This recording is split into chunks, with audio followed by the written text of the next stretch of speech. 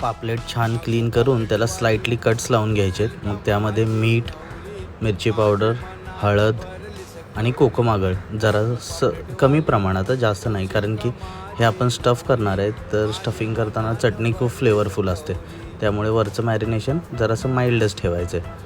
नंतर पापलेटला असं वरच्या साईडून थोडं कट करून असं बुकसारखं ओपन करून घ्यायचं.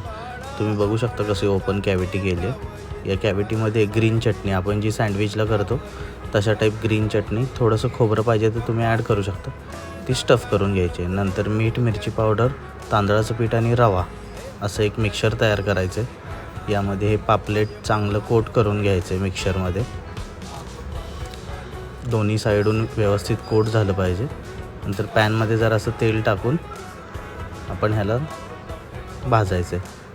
साधारणपणे 3-3.5 मिनटं लागतात एका बाजूला. 8-1 मिनटात असं छानसं स्टफ पापलेट रेडी होईल. कशी वाटली तुम्हाला ही रेसिपी सांगा. चला जेवूयात.